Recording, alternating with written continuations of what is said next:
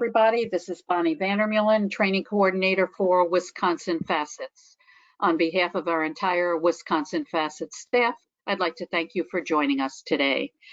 The topic for our webinar today is a comprehensive approach to bullying prevention, awareness, and prevention of school-based bullying. Our presenter today is Brian Dean. Brian worked as a school social worker for 30 years before joining the Wisconsin Department of Public Instruction in 2015. He currently works on safety issues for the department, including AODA prevention, bullying prevention, suicide prevention, general school safety, and traffic safety. It gives me great pleasure today to introduce to you Brian Dean. Thank you for that introduction.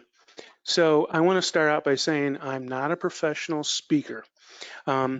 What I do is consultation work on our student services, prevention, and wellness team. And you'll notice in the introduction, we talked about AODA and traffic safety.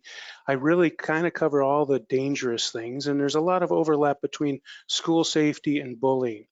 And so what I do, we have what's called a team line. And if a school or a parent, or many times now a grandparent, has concerns about their child or grandchild, they'll call our team line. And if it's a subject that we just went over, AODA, suicide prevention, traffic safety, bullying, that call will come to me, and I will do my best to help folks navigate through the bureaucracy that's impeding the progress of their child. So that's what I like to think I do pretty well. And with that, as we go through this presentation, I always kind of have my eye on how I handle calls that come in from the field and answer them for parents and guardians. So the agenda is here. We're going to talk a little bit about what bullying is, and there'll be some surprises in that, I'm sure. We'll talk about the current anti-bullying laws in Wisconsin, the role of schools, what they should do and what they should avoid in responding to bullying, and then what parents can do and maybe what they should avoid too. And there'll be resources along the way, and there's some resources at the end, and I've got a couple here that I'm probably going to put in chat at some point during our discussion. So here's the long definition of what is bullying. What I need to point out first is that state law does not provide us with a definition of bullying. This is the one we're using from bullying.gov, the federal bullying website. There's a couple of major components to bullying, what we consider bullying, and that's going to be an imbalance of power. And this can be a perceived imbalance of power. It can be two children that a teacher's not aware that there's an imbalance of power, and so they maybe don't see the incident in front of them as bullying. And then there's repetition, or at least the possibility that repetition is going to happen. So that imbalance can be size, it can be grade level, it can be popularity, it can be a lot of different things, and it's all based on perceptions, so it's not always a tangible thing. And so it's a little bit hard sometimes for teachers who are trying to observe kids and make sure they're safe in the classroom to be able to identify that bullying is going on. Like I said, sometimes right in front of them. Here are the types of bullying. You know, the most common is probably verbal bullying, and you know, many people in the audience, I'm sure, have experienced this. And we'll talk about the statistics regarding this in just a little bit. Then you'll see social bullying is another factor, and I would put cyberbullying in here because it's a very social type of bullying, and I guess I'll touch on it now. You know, cyberbullying can actually be worse than in-person bullying because so many people can view the bullying, right? So if you've got 500 friends and somebody bullies you online, it goes to 500 people. Whereas if it's even in the cafeteria, there won't be that many people, or if it's in a hallway or a classroom, it's a smaller group of people that that observe the bullying. And so this can make the child who's being bullied feel doubly worse about how they're being treated.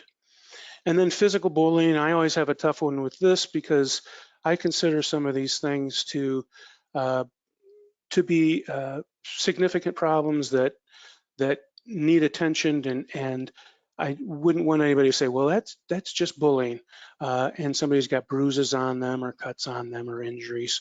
That definitely needs a higher standard to be dealt with.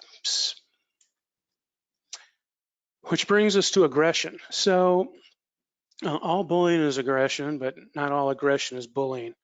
And this next slide kind of breaks it down, and it will show you again how difficult sometimes it is to determine if bullying's happening or not. So on one side we have conflict as a type of aggression, and on the other side we have bullying. Conflict, you know, to use like a playground reference, there's a soccer game going on, two teams split up, they're playing soccer, there's a conflict about whether the ball was in or out, there's some name calling, maybe some non-injury pushing and shoving. The playground supervisor intervenes. They have to determine then, is this a conflict or is this bullying? Whereas an imbalance of power might be someone walking over to someone on the playground, a fifth grader to a second grader, taking the ball away, happens every day. Harm is intended. The child who's victimized cries or is upset, isolates themselves, doesn't want to go out at lunchtime anymore for recess. And then whether there's a need for attention by the bully or not is often an aspect of it that's really hard to see. Playground supervisor watching this might not be able to tell whether the aggressive child is doing it because they want attention from their peers, or on the other hand, it might be quite evident that they have a group of friends around and this is the way they're going to try to become more popular, is by bullying somebody who has lesser power than they do in this social situation. So Brian, as you pause this minute, you had said that you'd want some questions or comments, and Yep. I have one if I can share that with you. That'd It be says, awesome. my children are both autistic. Are there special resources to protect my kids from bullying at school?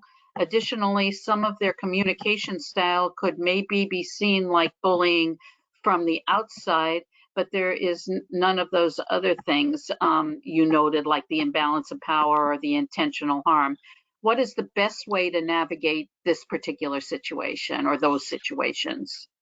I wish I had a quick and easy answer for you, but there's a lot of neurodiverse students out there now, and it's definitely an issue.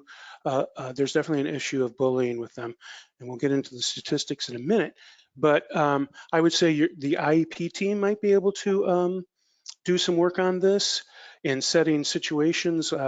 What happens on the play? You know, are there either someone helping the student on the playground, or at least is staff aware of the neurodiverse student and their needs on the playground and what may have happened in the past. So, you know, I'd say communication is probably going to be the best thing. And this is really tough because, as you mentioned, sometimes neurodiverse students have trouble communicating what their issue is, but this is where the adults can come in. Parents can, of course, we want students to self-advocate as much as possible, but this is where parents can advocate for their child, sit down with the IEP team and come up with some solutions for different situations that might arise during the school day. You know, it's a good point. I think after school programming too, there's quite a bit of bullying there, and we want everyone to feel that they can participate in after school programming, whether it's athletics or a club or even a homework club, that people can go in there and function and be able to get all the positive things that are intended for the after-school activity, but it does take some communication, I would say intentional communication to have that happen. Okay, thank you. Yeah. So, and then that last one is, one way that might be a good way for a staff member to tell if it's bullying or a conflict is to see if both sides are willing to work on the problem. So if you say, hey, Tommy, can I talk to you about what just happened with Billy on the playground? And they say, no, leave me alone. I don't want to talk to you. It's none of your business. Then we see, oh, wow, there's, this is a higher level maybe than what I was thinking it was. I thought it was a conflict, but perhaps it's bullying. And that would be a good time to go back and talk with the victim and see what the feeling level is for that victim. Are they feeling very strongly that this was a hurtful situation and intentional and has happened before and based on an imbalance of power? So let's talk a little bit about the Youth Risk Behavior Survey. I hope you're all at least somewhat familiar with the survey. It happens every 2 years now, and it will be in the fall from now on. Used to be in the spring. And you'll see, looking across here, that 2015 is missing because we didn't have enough schools throughout the state to participate. But this is a CDC study, and we have a consultant who specializes in going through the data and reporting it out, which he's busy working on right now for 2021. School-based data is out, and please go to our YRBS page. It's very easy, YRBS, I think it's listed later, but YRBS, just Google YRBS DPI Wisconsin, and the page will come up and you'll be able to get through to local data, I believe is out already, but the consolidated data for the state, it's gonna be reported in hopefully a few weeks. But we're all anxiously awaiting this. For a couple of reasons. One is it's been a couple of years since we've gotten any data, but of course the pandemic is in there too. So how was bullying affected by the pandemic?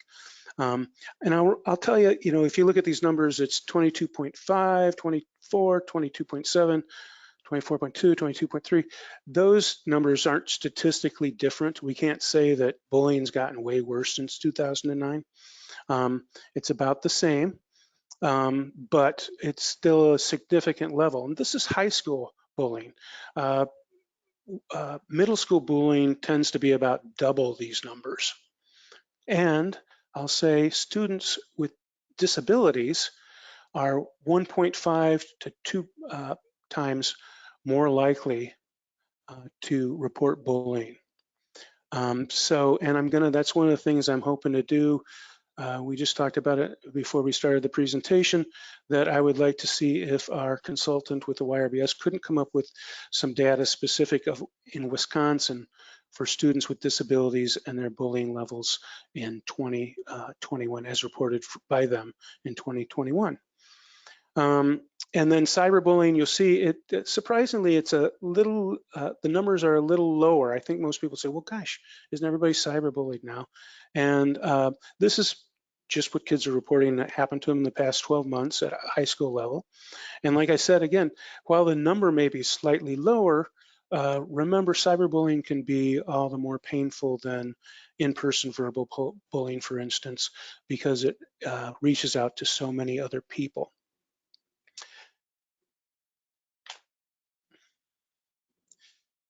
So in 2010, there was some legislation passed and signed into law by the governor, and it's statute 118.46 at DPI. We're all real happy to report those numbers to folks. But if you do want to look it up, that'd be what you look up. And it was a good start, I'll say, to addressing bullying in schools. It requires schools to create and implement an anti-bullying policy. So your school should have a policy, and they also should make it available to you. It's oftentimes in the student handbook, or it will certainly be in, if you go to the board documents it should be listed in there. But you should also be able to call up and say, what is your policy on bullying? And they should just send it to you. That law also required DPI to create a model policy. And then it specified some things the DPI model policy should have in it. A definition of bullying, a prohibition on bullying, a reporting procedure, and this is really important, and we're going to get into this a little bit more in a few minutes, how bullying is reported and how young people know they can report bullying, and for staff to know how bullying reporting works and who follows through on it and who needs to report it. That should all be specified in the, it was specified in our model policy, and ideally schools will have it in their policy. A prohibition on retaliation too is an important part, because this is something, if your child is bullied and they tell you and you pull out the policy, you pull it down from the school's website and you look at it and your child says, yeah, well, I don't want to say anything because I'm afraid that, it'll just get worse. There's more, it's more than likely that the school's policy does have some information on retaliation. It's usually pretty general, that there'll be additional behavioral enhancers if retaliation occurs, but it is usually in there nowadays. And the procedure for investigation, just like the reporting procedure, I see those overlapping a lot, that what the person who gets the bullying report does, their due diligence in looking at this. And this is why, going back to conflict versus bullying, it's really important for staff and students to understand the difference. So they report it, and then it gets investigated as such. Ideally, like with discrimination and harassment, which we'll talk a little bit about too, it's really important for the school to have some identified people to report bullying to, whether it's the assistant principal, student services staff. Really any student should be able to walk up to any staff member and say, I'm being bullied, and that staff member is at least going to find somebody in the school who's going to be able to handle that bullying report and do a complete investigation of it. Other requirements of our DPI model policy, we're trying to get away from just somebody does something wrong in a school so they get suspended. One reason is because we find that students with disabilities are way disproportionately punished under these guidelines. So what we're looking at for alternatives to that, and positive alternatives. It's not always negative things. Of course, one of the difficulties then is that parents sometimes want to see the other child punished, and my child was bullied, and the next day that the kid who did it was still in school. So that's something we have to work on. The policy needs to identify places and times, and like I said, after school should be in there too. Even if after school, I would say, even if, and I'm not a lawyer, but I would say even if after school is at the Boys and Girls Club, but it's still considered a school activity, that there's a prohibition of bullying there too, and it's written down in the policy. So what the state statute doesn't do is require schools to adopt the DPI model. So many did, and I look at when parents call me and they say, such and such school district, I look up the bullying policy, and it almost always follows what the state statute says we've had to provide as the model policy. It doesn't require any programming or curriculum. We're going to give some examples of that in a minute. And it does not authorize DPI to monitor or intervene. So while folks call me and ask me what can be done, I can't really call the school and say, you can't do this, you have to do this. I'm not a final arbiter of anything. There's no state level complaint process for this. although there is for harassment and discrimination, which is very important with students with disabilities because that is considered a protected class. And we're going to talk about that in just a minute. So the role of schools. They've got this model policy out there they can do for all DPI cares. You can take it and stamp your school district's title to it and use that. But really, schools decide how the investigative process works, what any results of that process will be, any punishments, any supports. And this, let me mention real quickly, that's one of the things I always suggest families do when their child is bullied. It's not just about getting retribution from the bully. It's about what is the school going to do now to support your child and make sure this doesn't happen again. And if it does, who's going to be there to support your child? Who do they talk to? And as you may have heard, students do better in every category of school if they have at least one adult that they trust and feel that they can turn to. So this is a great time for the school the school where they the student might have slipped through the cracks and doesn't have somebody identified for them, that they should be able to know that they can go to. It could be a contact teacher, it could be a counselor, social worker, psychologist, school nurse, could be playground supervisor, it could be anyone in the school, but for that child to have somebody that if this conflict, this bullying conflict continues, that they can go to that person and confide in them and they feel safe doing that. And overall, this last point is schools are responsible for implementing their policy. And that's why it's important to get the policy and be able to go back and say, you know, your policy says you're going to investigate this. Did you investigate that? Do you have any documentation that you investigate that you could redact the other kids' names? That's fine with me. But I'd like to see that on January 15th, when my child came to you and said they'd been bullied the last 3 months, that a bullying report was filled out and an investigation ensued. And I'd like to see what the steps were that were taken in that investigation. Because you have a policy and you have a procedure on your website, and I want to make sure as a parent that my child is benefiting from that.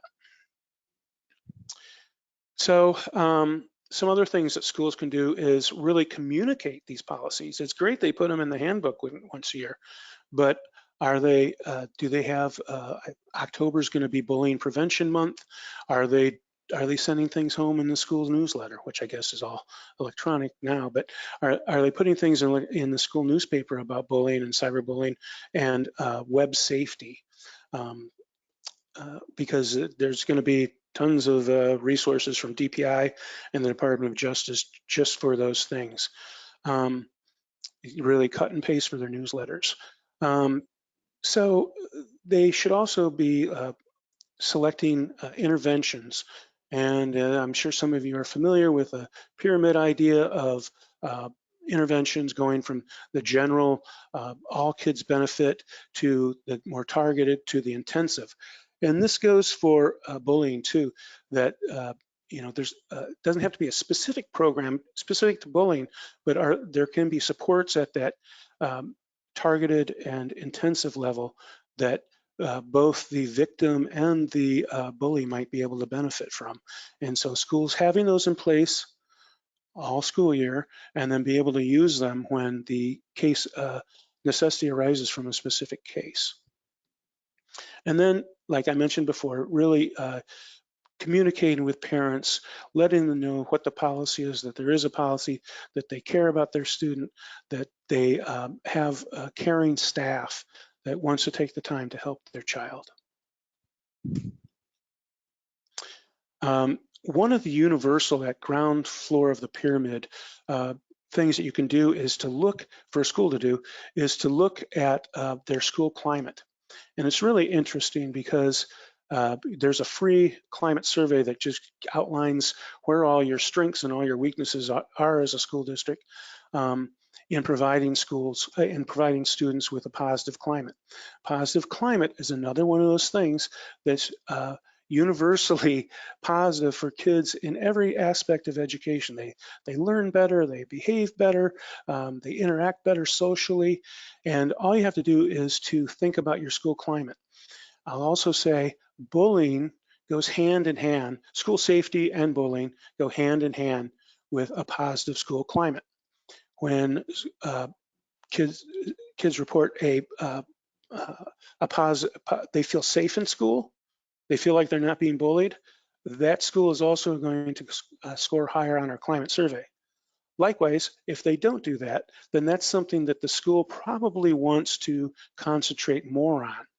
And one way to do that is, is to look at what your bullying statistics are and what kind of accommodations you have at that second and third tier level to be able to treat students and make sure that they're healthy and they're not being bullied and they're not bullying other kids. So there is some classroom instruction that you can do, and another ground floor thing to do is to look at social emotional learning. And DPI has a wealth of resources on social emotional learning now. Goes through, from pre-K, I believe, through 12th grade of what ideally a school should be addressing and helping students be able to do, be able to communicate with other children, being able to communicate with staff. And so that's a really nice ground floor thing for schools to work on. And this will also help modify bullying in their school. And then again, those second and third tier selected intensive supports. We mentioned clear and accessible reporting systems. And then the analysis and continuous improvement. There's a link there for our bullying prevention program assessment tool that will help a school look like the climate survey does. This will look specifically at bullying. And there's a study out by one of my former coworkers at DPI that a school just looking at their bullying situation improves it. It reduces bullying. It reminds me of what yogis say. If you concentrate on your breath, you begin controlling it. Your breath, as soon as I think I'm going to think about my breathing, it starts to slow down. It's the same thing with bullying. When the school sits down, starts looking at their data, and it may be your school, your student services team. They probably meet weekly or every other week as it is, and they look at all kinds of data, grades and absenteeism, and suspensions. They should probably be looking at bullying too. And that's going to give them the information on which to base some positive change.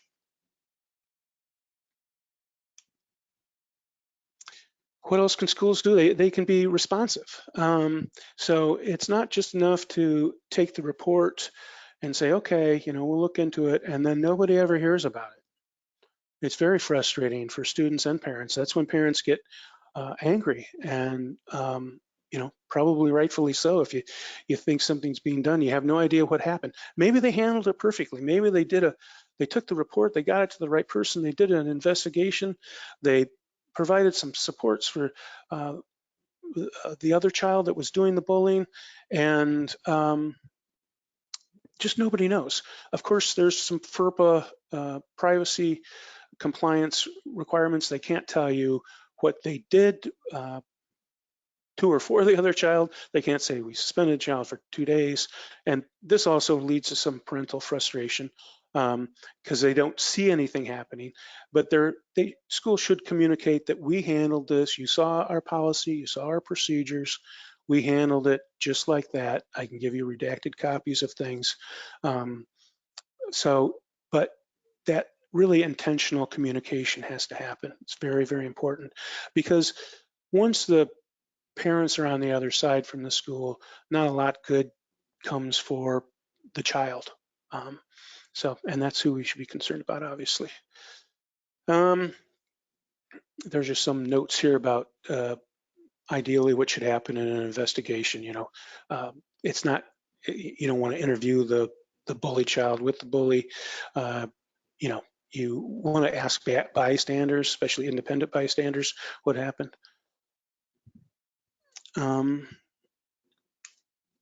So what else can they do? These are the targeters selected and more, well, it could be also the universal, but here's some direct classroom instruction that could happen.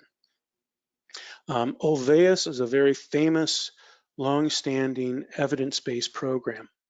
You'll see the cost is quite a bit. And so that's one reason why a school might not choose to use this. Life skills training by Botvin.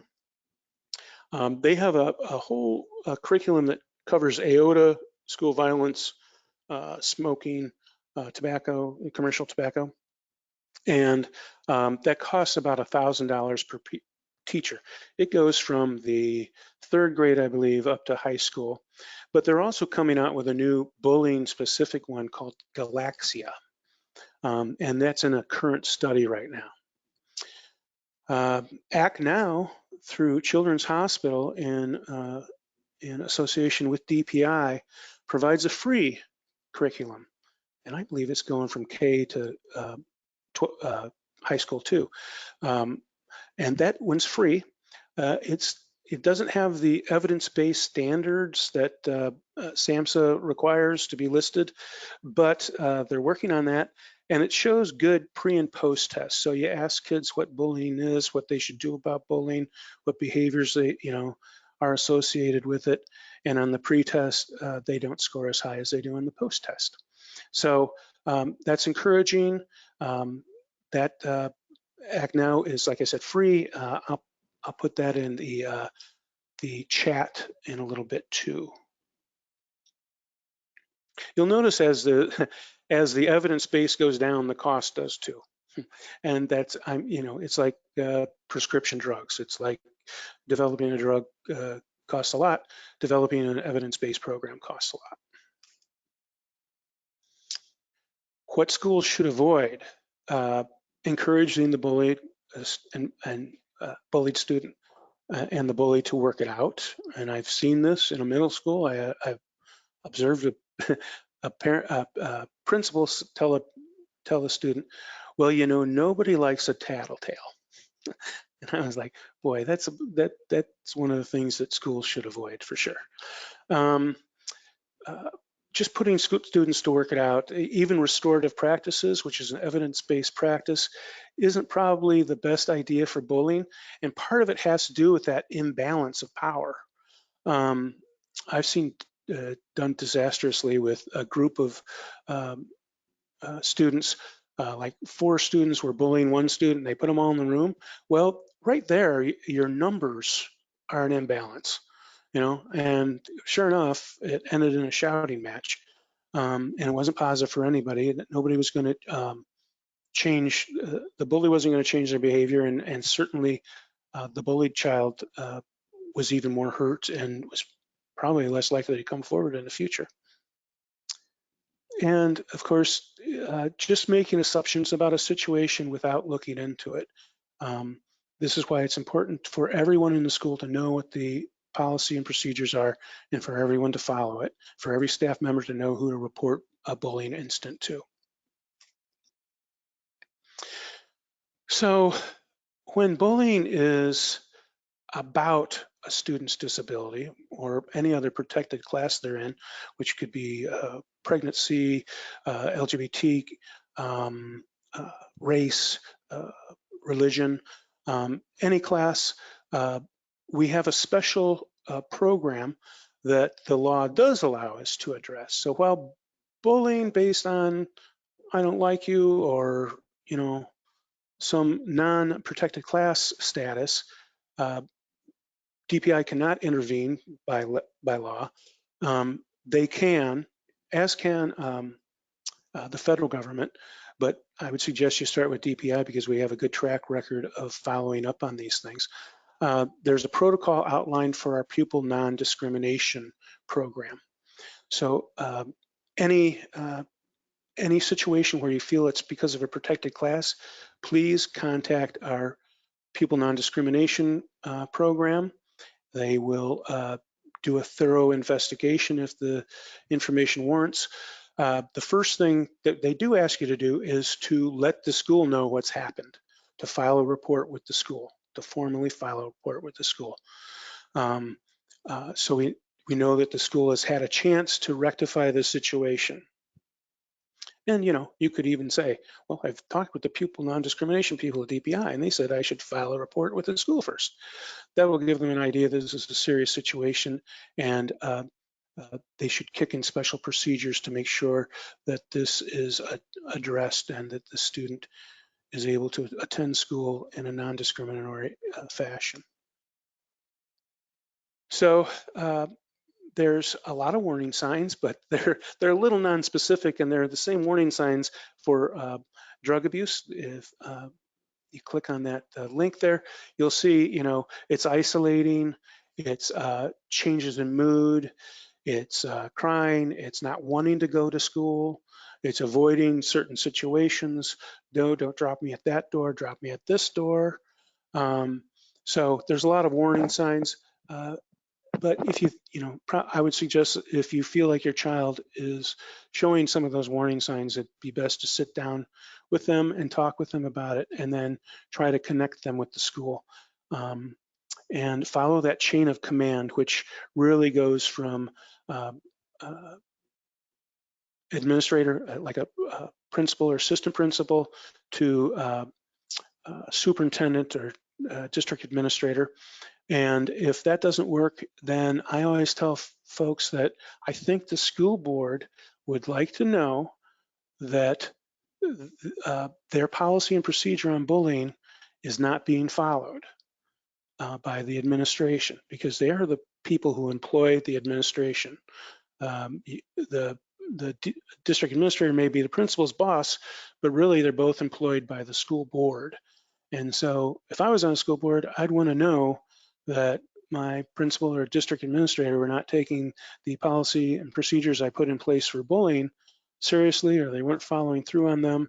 And so I also suggest when folks call me that the best thing to do is to put things into writing. Even if you have a phone conversation, your first contacts are through the phone, summarize those and send off an email. Like we discussed today, I'm reporting that my child's being bullied at lunch every day by so-and-so, and these are witnesses, and then you got it. And the principal or administrator will say back, I'm going to handle this. I'll let you know how it goes. And hopefully your child will come home shortly and say, hey, the principal talked to me about this, and we're going to do this, this, and this. But if not, you've got that paper trail going now that you can eventually share with the school board, who are, like I said, are the people who can do something about this if nobody else is. Always approach the school as a partner instead of an adversary, and that's easy to say, but I know families of students with disabilities also oftentimes have a long track record of a somewhat adversarial relationship with the school, because you're constantly advocating for your child to get what they need, and the school doesn't always want to provide it right away. And that was one of my jobs when I was a school social worker, was to make sure parents could fight through that bureaucracy to get what their child need. If their child needed something, that they could get it. If they needed extra time for something, they got that. If they needed extra support in an area, they got that.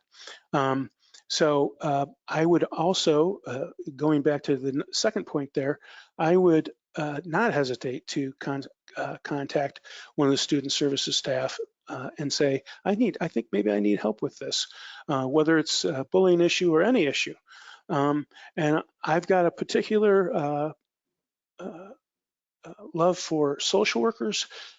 Counselors have a lot of different duties that leave them little time for personal counseling with a student. Psychologists have more time, but they also have a lot of reports and things, right? Social workers are there, ready, willing, and able to dive in and help a child with special needs, a student with disabilities,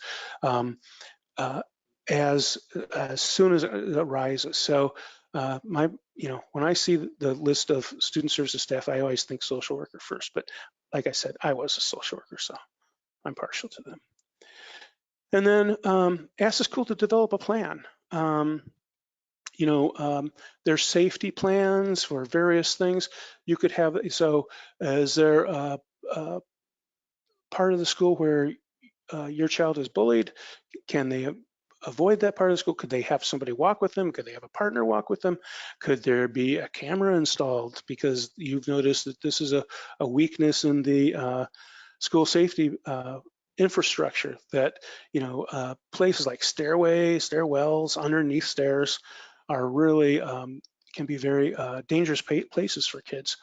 And so it's great when parents can advocate for their child to get um, not just something for their child, but something that might benefit other children too.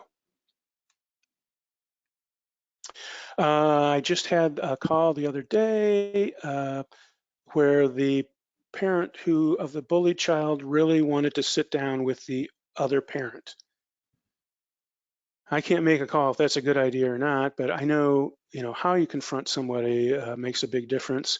And if I was a school, I probably would say I don't really want to do it that way, that I'd rather say, what are your concerns, and share them with the other parent, and ask the other parent if I could share their perceptions and do it that way, as opposed to sitting down at a table person to person where things can get out of control. I've seen confrontations lead to parents being trespassed against the school and asked not to come back to the school. So that's a sticky situation to start getting into. And once again, the FERPA rules, there's federal and state ones on there that the school won't be able to share with you what, and if any, disciplinary actions were taken against the other child, but they can share that their policies were fully followed. So some next steps for schools is it's going to be interesting, especially with the school YRBS school level data coming out. For schools, it'd be great if they sat down and they looked at bullying and the potential effects that the pandemic had on it. And does anything need to be tweaked in their policy or discipline policy? Maybe about using, since everybody's issued a school computer now, using a school computer to bully someone, whether it's at school or not. That's one of those things that if you put it in your policy, it probably will stick, that you can hold the bullying student accountable. So once again, collect and review that data. Student services team can do that, administration can do that, the school safety committee. And I would encourage people to find out if your school has a school safety committee and strongly consider asking to be on that committee. First off, students with disabilities should have some representation on that committee.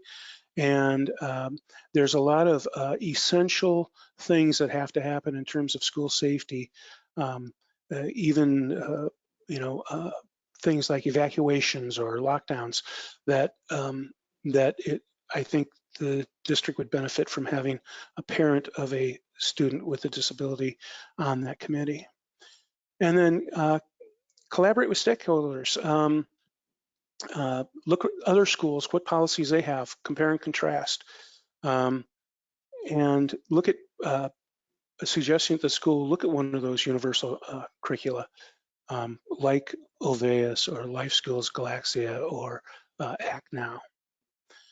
I should mention, we have, DPI has, every 2 years we have grants for alcohol and drug abuse, but it also includes violence prevention and commercial tobacco prevention. And schools could use that funding to purchase a Galaxia or any program they wanted that would provide an anti-bullying curriculum for them. So in fact, it would look very good, especially if it was one of the stronger evidence-based ones. They'd be more likely to get that grant. And I can't emphasize enough how much that schools really need to develop clear and well-communicated procedures and reporting. One way that DPI is going to support that is with our partnership with Dr. Chad Rose in the Bullying Prevention Lab from the University of Missouri. And he just presented the first draft of the program. It's really it's really good. I mean, schools will be able to download forms, investigation reports, report forms, follow-up forms with all the procedures spelled out for them at no cost to them. So it's really, and Dr. Chad Rose already has some modules. If you go to our comprehensive bullying prevention page, has some modules that you can sign up to take on there. And he's a great guy and knows a lot of, I've been studying this for years and years. And I highly endorse his work. And like I said, DPI will be providing a really in-depth, I don't want to call it a PDF, but that's the form it'll be in. But it's many pages and a lot of information, and it's great for schools. But I always think anything that's good for schools is good for a parent to read too, to find out what a school could be doing, and then to advocate for that to happen. Here's some of the resources that we've gone over. I'm going to put a couple more in the chat here, but I will slow down and see if there's any questions or statements. Hi, Brian. Yes, we have a couple. One is, it seems really difficult because bullying doesn't necessarily, even though it has a state law that every district has to have a bullying policy, it doesn't necessarily rise to that which the harassment policies do. So how do parents discern the difference between when bullying actually rises to harassment, and can at times they be interchangeably used? Well, no, they can't be interchangeably used. And it's a really good question. And I would say this is when you have to be very behavioral, and you have to look and say, what were some of the words that were said? What were is this is the bullied student, has they been told things that had something to do with their disability? And so if that's the case, then I think it's going to be the discrimination harassment way. But please look on our webpage and find out how to, like I said, it has to start with a school. First step's going to be ask them, how do you report discrimination harassment? Because my child was called this or that, or this happened to them because of this. It is hard to discern. It's like the conflict versus bullying. That's why we have to be really intentional. Staff has to be intentional. We have to give students a good background in what bullying and the difference is, and then parents too need to be aware that there is, first off, a difference, and then second off, how to identify it and what identifiers may be out there. Like I said, name calling is going to be one that's very observable and easy to prove. I wish I had a better answer, but it is a fine line sometimes, like the difference between conflict and bullying, but it does exist. And I would say if in your gut or your heart, you feel that it's discrimination, go ahead and ask the school to see if they would work through their procedures on that way on it, because there's a reason why these laws are in place, and it's the reason why I personally wish that I could do something for people about bullying. I wish I could call up in school and say, hey, why don't you listen to these folks? But since we do have a discrimination and harassment program, what they do when it's founded that the child was discriminated against or harassed, is that they work with the school then. Once again, it's not, we take away all their money or they close down the school or we make sure they fire the principal. But what happens is we come up with a plan, an improvement plan that specifies where the shortcomings were and what the school needs to do to become compliant. So, and if you can go, like I said, there's our state Pupil Non-Discrimination Program. There's also the Office of Civil Rights, the closest one in Chicago, that you could file a complaint with them too. But likewise, what they do is they will work with the school in finding out where the shortcomings, their policies and procedures, and how to make sure that they're followed can be improved, and then come up with that plan. So basically, one of the things that possibly we might recommend to parents is that they keep a history of this, what's going on, so that they have the anecdotal information that would be available to them and be able to cite dates and times and things like that in case bullying does move to harassment. Yes, and even if it's still remains at the bullying level, that's going to get you better reaction from the school than than not having that information, because you can't hide from facts, you can't hide from emails, and so I would strongly encourage folks to do that. Write things down, take notes when they talk with their child, and share that with the school. I mean, part of it too is making sure the school knows that there's an issue, right? And because if they don't, you can get awfully frustrated. You can get awfully frustrated if you see a problem and other people don't seem to see it, especially if it's a school. It's like, why aren't they seeing this problem? Well, you've really got to, you're right.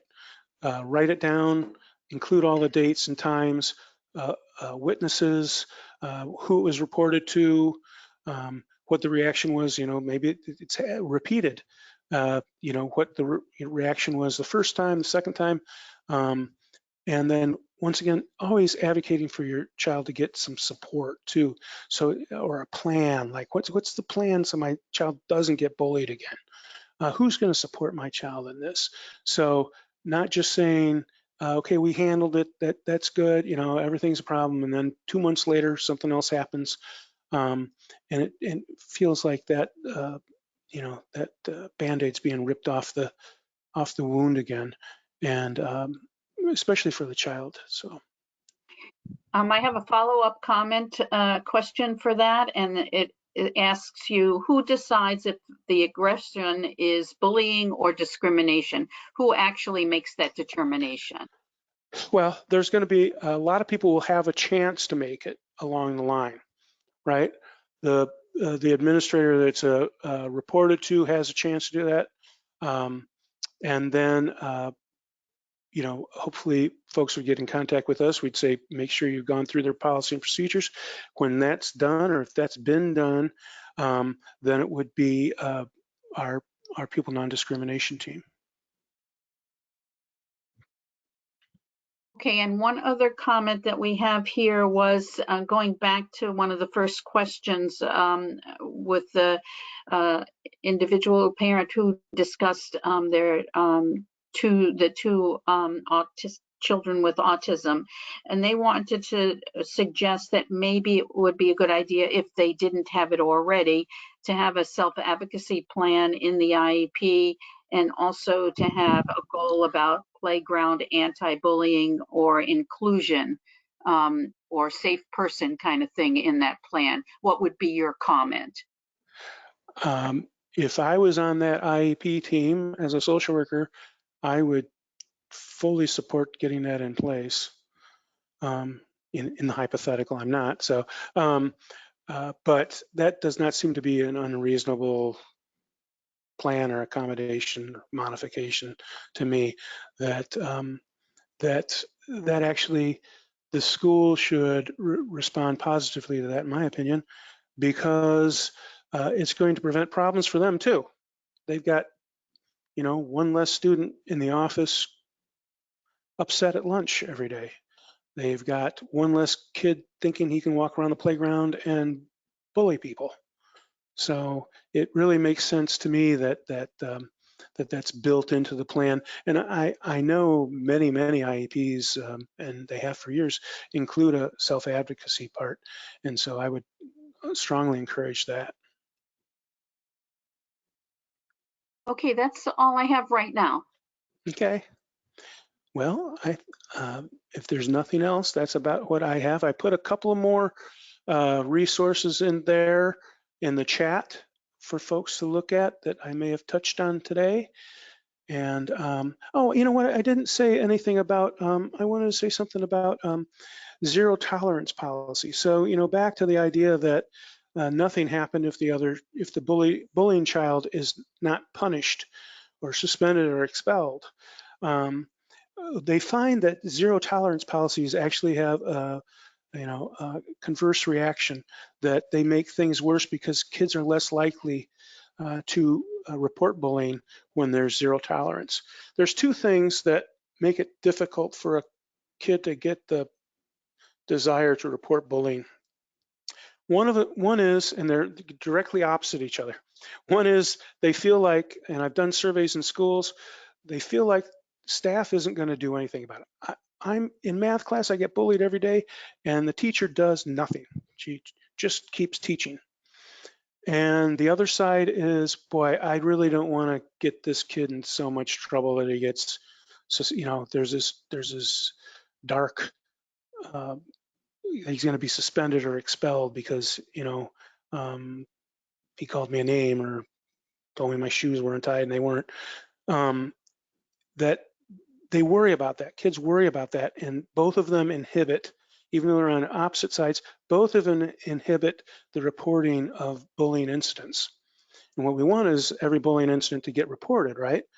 And so both these issues, and it's, you know, because lots of people would say, let's go with zero tolerance because that's just gonna solve the problem. But it actually increases the problem because the bullying never gets solved because it never gets reported.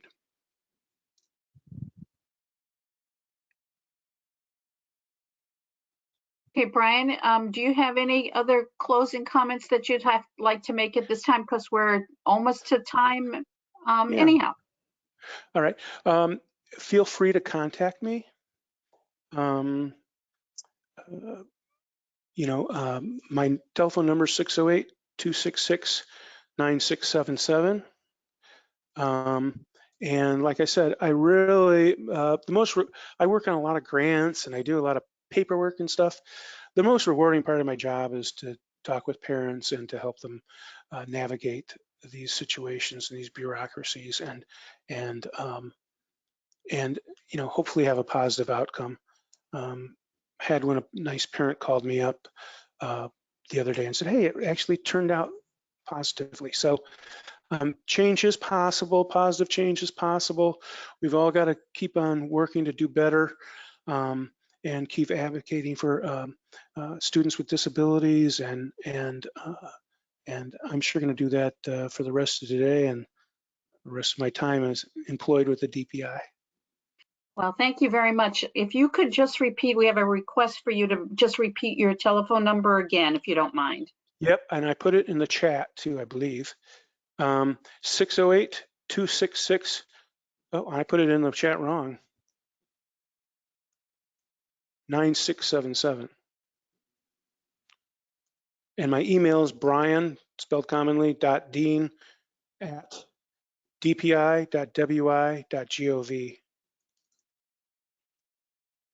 Okay, thank you so very much, Brian. We greatly appreciate your presentation today. I know that I learned a considerable amount for sure, and I know that those in attendance did the same. So thank you for your presentation. We appreciate it. Thank you very much for having me. Sure. This will conclude our webinar today. We'd like to thank everyone for joining us. Please be reminded that Wisconsin Facets has over 100 scheduled trainings and webinars. And please check out our website calendar and register for any of those upcoming trainings that may be of interest to you. Also, please watch for the short evaluation that will be coming your way after our live presentation today. Again, thank you, Brian, and thank you all for joining us today. Bye-bye, everybody. Bye-bye.